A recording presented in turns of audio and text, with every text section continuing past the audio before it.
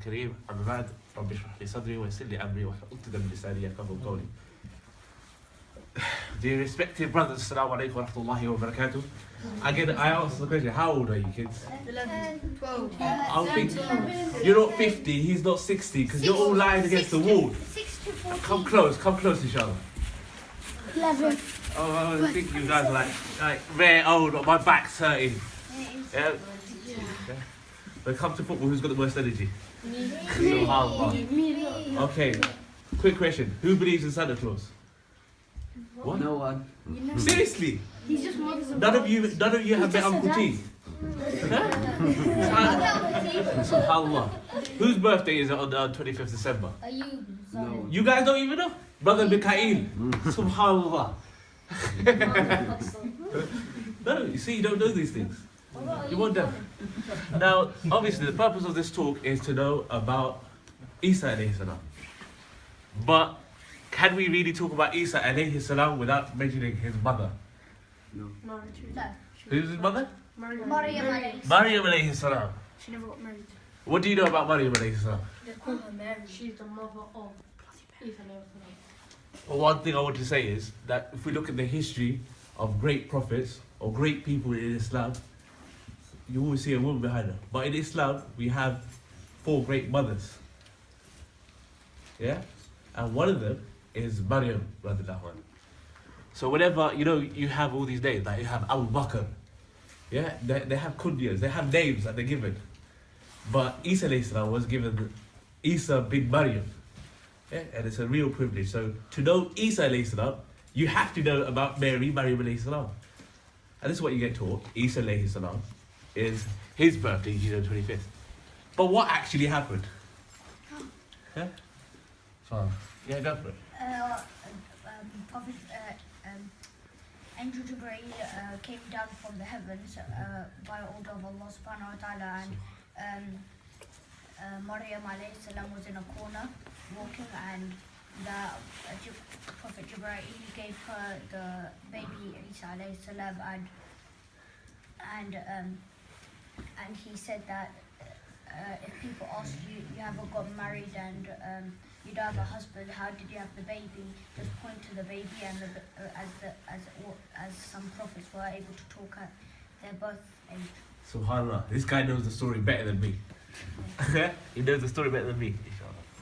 Sorry, he has something to say. So when he was born, so his mum was under a palm tree, and then straight when he was born, a date fell on her head, but they still worship.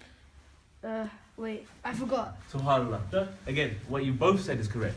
So we'll go into the story now, but we'll talk about Maryam alayhi salam first.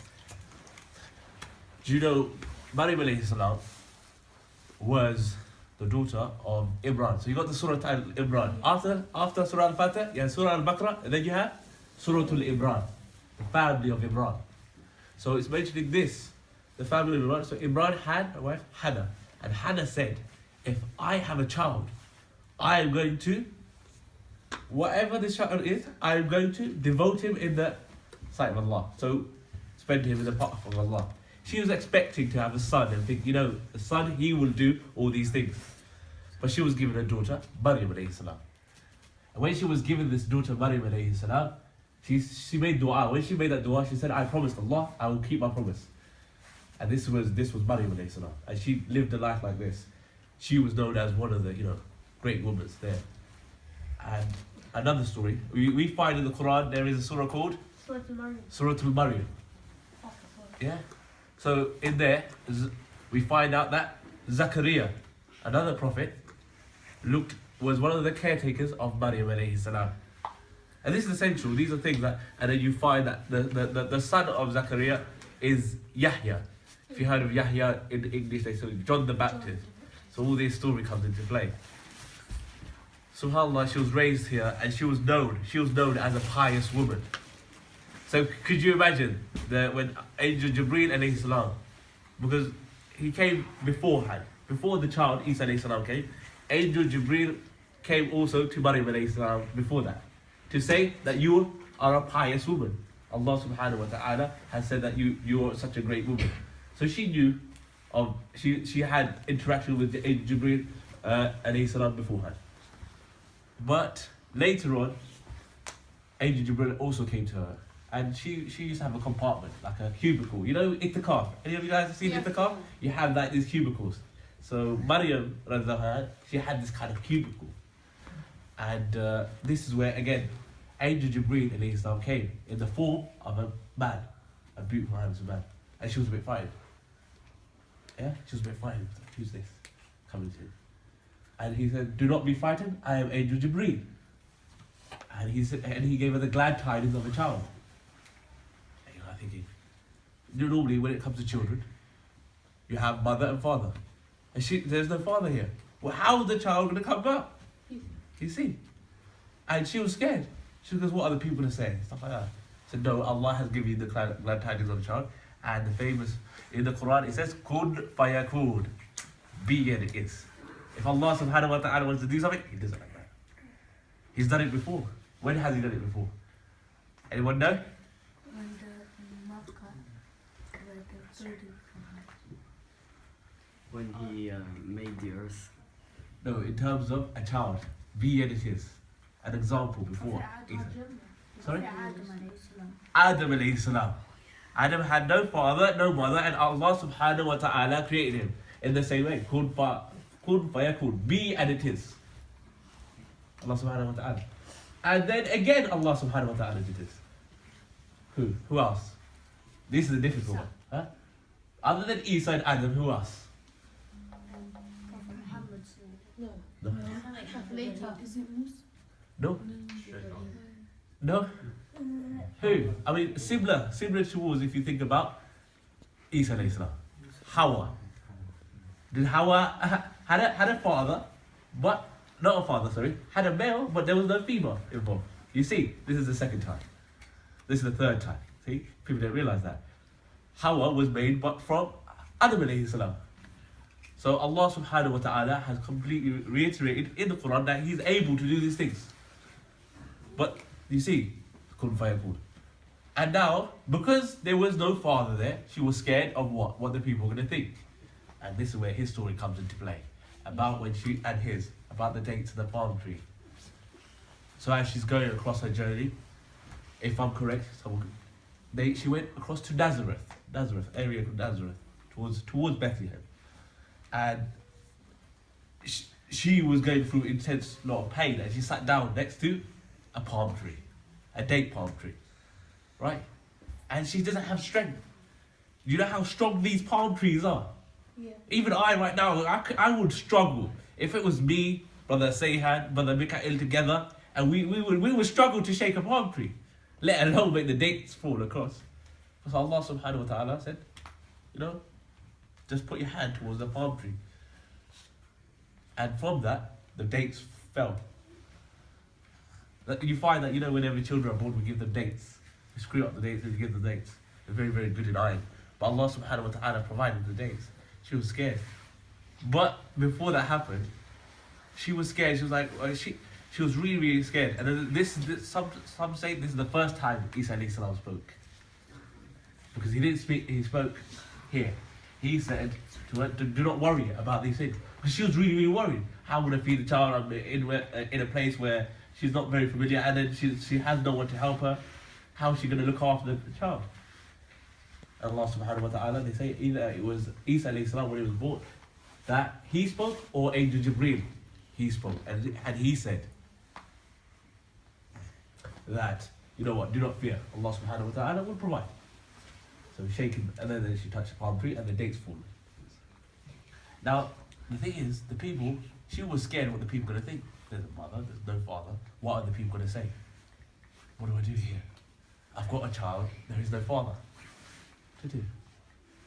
Really, really scared. So when Allah subhanahu wa ta'ala told her not to speak, to fast on the tongue. You know, some of us, we talk a lot. She was told to fast on the tongue, not to speak.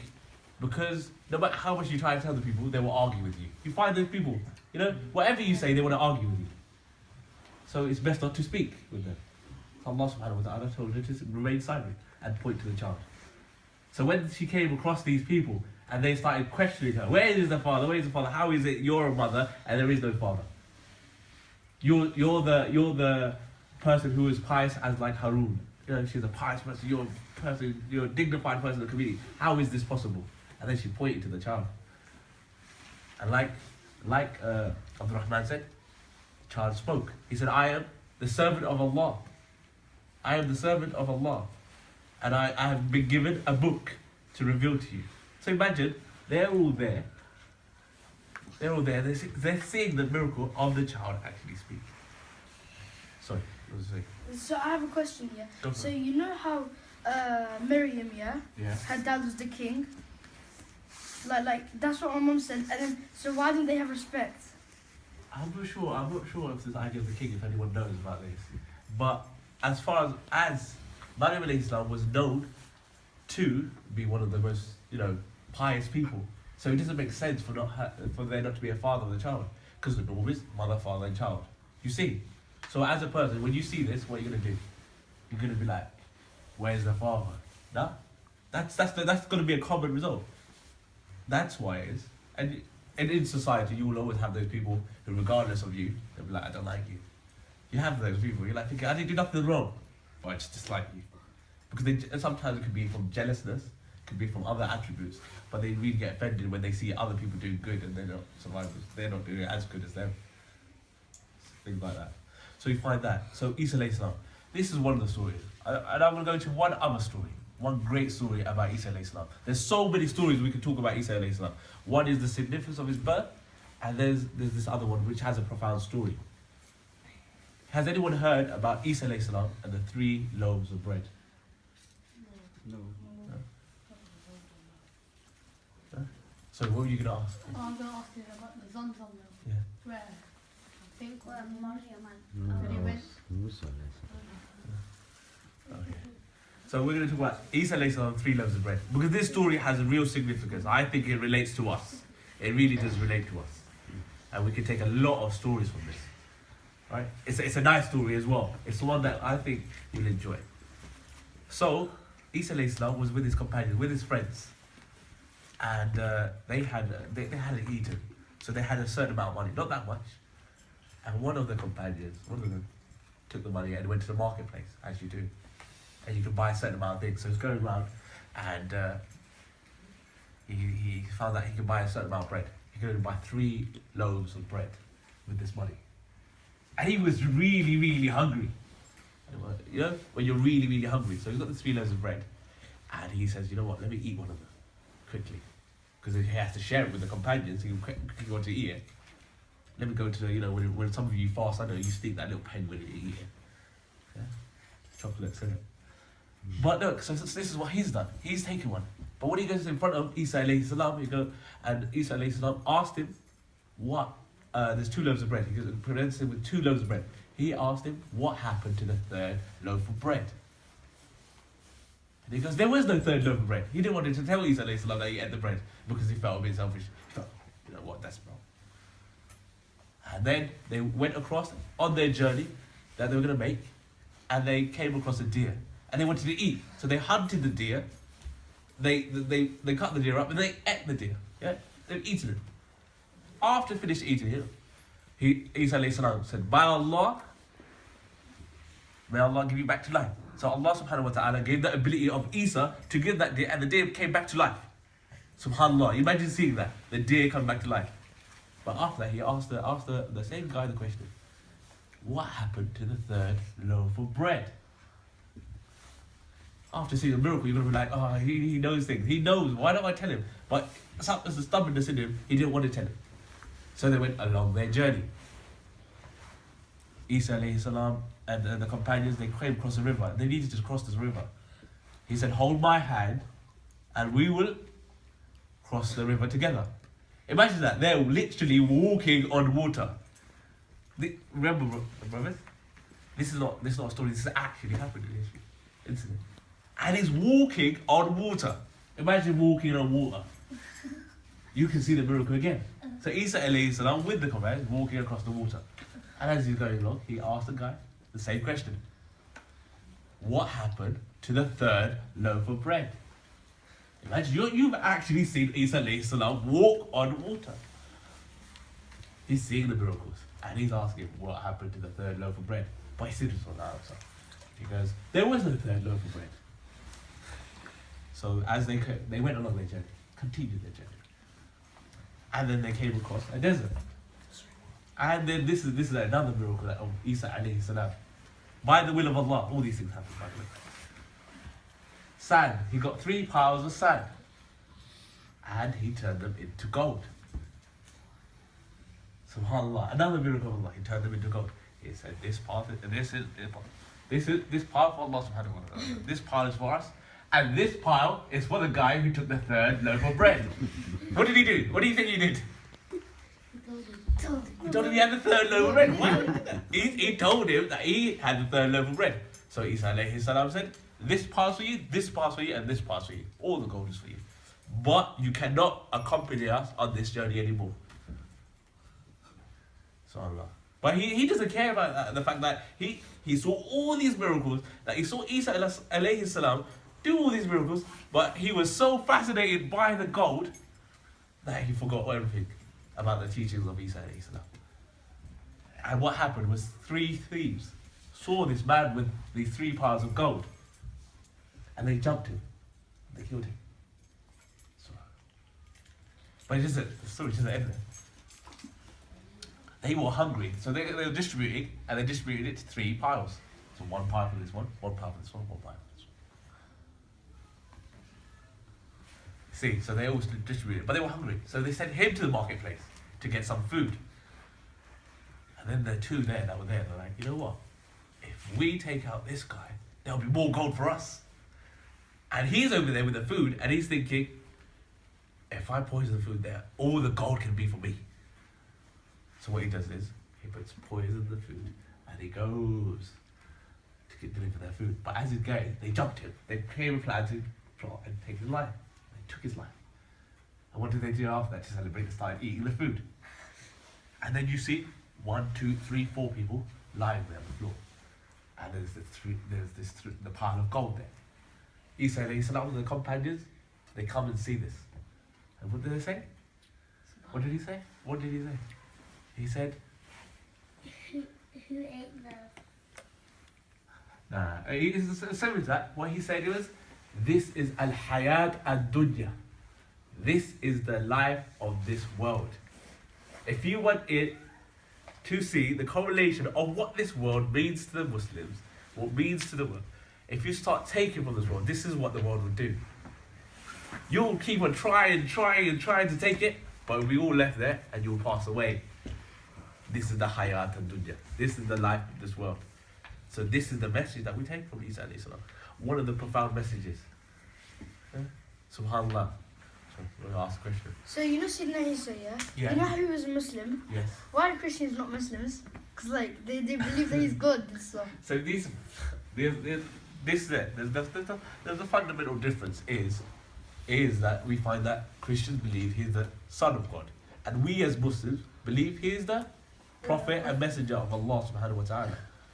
Now, the whole Quran, it talks about these messages. And the people of the book, so you have us as Muslims, you have the Jews who believe in the Torah, and you have the Christians, right, who believe in the Bible, Injil. Now, what happened as years went past, people got corrupted. Like the same way you find in the 3 loaves of bread that this man was corrupted by, certain things. So this is what happened throughout history. These things there.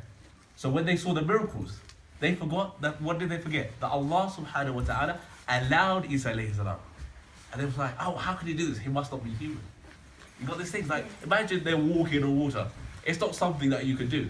Don't try it, by the way. None of you go out there trying to walk on water, yeah? I don't want to get their parents giving me no letters telling me. My son went to the swimming pool, he tried to walk on the deep side of the pool. And yeah? Don't do it, please. Yeah? It won't work. Yeah? SubhanAllah. But these things, that's what I've heard. That's the end of what I've got to say, inshallah. But now I open it up for more questions for you guys. Yeah? You see that you said that Isa alayhi salam was the Prophet and Messenger of Allah subhanahu wa ta'ala. Yeah. But isn't Prophet Muhammad sallallahu alayhi wa sallam the Prophet and Messenger of Allah subhanahu wa ta'ala? That's true. They Okay, then I'll ask you a question. Was Ibrahim alayhi salam the Prophet of Allah? Yeah. Was Musa alayhi salam a prophet? All the Does prophets. that deny Rasulullah being a prophet? No. Allah had many prophets. Subhanallah. There were many. They say there was 124,000 prophets. Yeah, and there was amongst the messengers 25, if I'm correct. So there was prophets and there's messengers. And when you were sent with books and with a message, you know, there's certain things like characters of prophets and messengers, which I will go into later on. But yeah, Allah subhanahu wa ta'ala has sent many messengers before Rasulullah. The difference is that Rasulullah is Khatam al-Nabiyyin, the seal, the last, the final prophet. There's no prophet after him. You know, there's a fascinating story I think you like. That Isa alayhi salam, you know, everyone loved the Ummah Rasulullah sallam. You know, we're the part of the Ummah Rasulullah sallam.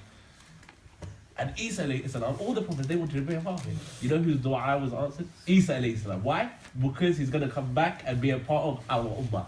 How great is our Ummah that Isa alayhi salam is going to come back, not as a prophet, but as a person in the Ummah of Rasulullah sallam. How great. You know? Yeah, but you see how great we are to be upon the Ummah of Rasulullah. That's one of the things, great things. Yeah. So you know how Prophet Isa alayhi salam, yeah, he's gonna come back here on the day of judgment. Yeah. No, before. Yeah, before. Yeah. Well, we know that that's him because like no one knows how he looks like.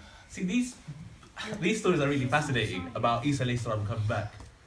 But it's like there are certain signs that you can read about, but the thing is, you'll know because there were certain things that will happen. So yeah.